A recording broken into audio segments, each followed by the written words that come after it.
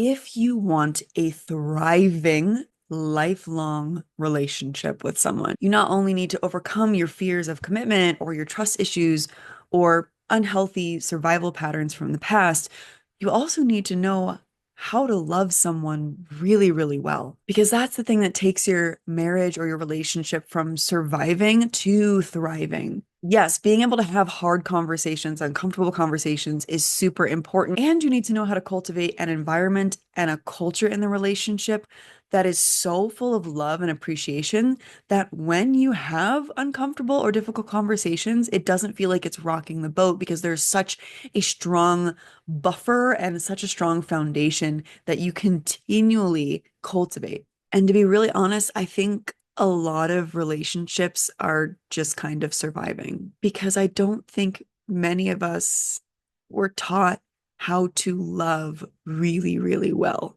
I don't think many of us were modeled what it was like to be seen and celebrated in all that we are.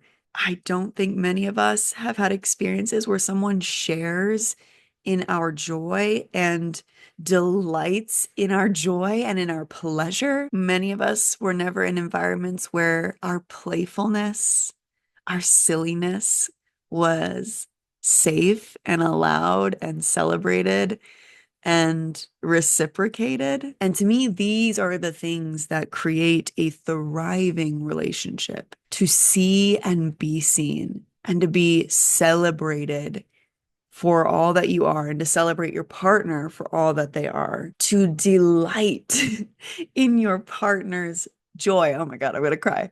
To delight in your partner's joy and for your partner to delight in your joy. To feel that pleasure isn't just safe and allowed in the relationship, but it is celebrated. You both strive to help each other create more pleasure as individuals and as a couple. And then playfulness. My gosh, I can't tell you how important playfulness has been in the health of my marriage. It's this ability to, in the, improv world, it's this ability to yes and one another. So when your partner is being silly and playful and inviting you into that, they're giving you this bid for connection and playfulness. It's where you consistently, not all the time, but you consistently say yes and. Like, yes, I accept this invitation into your playfulness, into your silly, and I'm going to add to it. Because I just see so many, I see so many couples where there's no playfulness, or one partner tries to be playful and silly and invite their partner into that, and the other partner shuts it down every time. And I just can't tell you how much that snuffs out the vibrance and the light and the joy in a marriage, in a relationship, in all these things that I'm saying when it comes to creating a thriving marriage, like seeing and being seen and celebrating one another and delighting in each other's joy and in each other's pleasure and yes, anding each other's playfulness. These are skills, they're practices, and they require a level of vulnerability, especially initially when we're going from surviving to thriving. It feels really vulnerable to be like, hi, here's me, or hi, I'm going to like really see you and reflect that back to you, or I'm going to give you a bid for playfulness and connection because the fears of like rejection or the fears of it not being reciprocated, those types of things come up initially. And so it's very vulnerable. And we need to be able to stay so grounded and connected in our own bodies and in our sense of self to know that even if start trying to give these bids for playfulness, or even if I start sharing my joy and it's not reciprocated immediately in the way that I am hoping, I'm okay. And I can be there for myself and I'm going to keep trying. Because when you're shifting relational patterns from surviving and you've been in this dance, this dynamic of like, we kind of operate in this way and we're used to it. And then one partner starts going, and now I want to start being more expressive about my joy. And now I want to be more appreciative of you. And now I want to be more playful. when that starts happening, the other partner's like, well, wait a minute.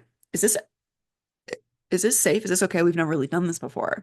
So know that you need to be able to stay grounded in yourself and stay rooted as you begin to make that shift, knowing that just because your partner doesn't meet you halfway right away doesn't mean that you need to go back to those old patterns of surviving instead of thriving. And this is something I've just become so passionate about because, I've shared my story a lot, but, the first 2 years of my relationship, it was just so much fear, so many fears of commitment, trust issues, overthinking the relationship, survival-based patterns, that I carried with me from my life. And overcoming those, alchemizing that fear and that pain was just one part of my story. It didn't end there. Once I overcame that fear and that lack of trust in myself and lack of trust in love, I then had to choose to create a thriving relationship. So not only was overcoming my fear very important and necessary, but I had to go, what kind of relationship do I want to create now? How can I make this the best possible relationship? How can I be the embodiment of love to my partner? How can I be the place where my husband goes and he knows that he is going to be loved and supported and he just feels so valued in the relationship? How can I embody that? How can I be that partner that says yes and to the playfulness, to the joy, to the pleasure? And that is a continual devotion and practice. It's not something that just happens on its own. And now it's such a joyful, delightful, delicious process to continually nurture that environment and that culture in our relationship. And we've now been together over 10 years. We'll be celebrating our 7th year of marriage in a couple months. And it just freaking keeps getting better. And I want people to experience that. And it's just so possible because again, it's the awareness of what it takes to have a thriving relationship and then just learning to do that. Just like any other skill. Like how does a musician become so proficient? How do they learn to play such beautiful music? Through practice. And at first that practice feels clunky and vulnerable and maybe a little frustrating. And then it becomes like second nature.